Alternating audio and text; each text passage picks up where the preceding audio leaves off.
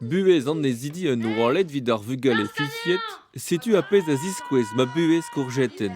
Istor ar potrik, doublet gant Anatole, hag e vignonet. Istor ur paout bean o veva gant e vamm a ventambre ya, hag neuze e laz anei e pober express, hag e runue ellerman gant bugale o deus bet diesterioù gant o gerentier. Da kenta real n'in ket jantil tre gantañ, me goude krogara da beurre emignonet, hag o krouy ur vuez neve, quoi. Plijadur o deus ar seiz bugel ur c'hoari gant o mouez pat tri dervez. Goude ar prantad en em voazia gant an teknik, e vezon en oez, bu en oalar.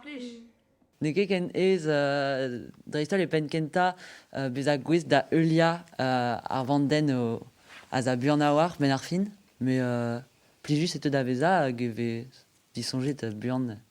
Implijit o korf vid beat mur tondu mur un dravel ma pucher c'hoant da vant kuit. Ne manke war or preder vid klask dielfena penonz e berroariet, vid adober, vid klask ie. Benefin e santon an traoù, hag e reanze ur mod benefin naturel a war an tamm dre an ien. Ur gwir c'hoari vito.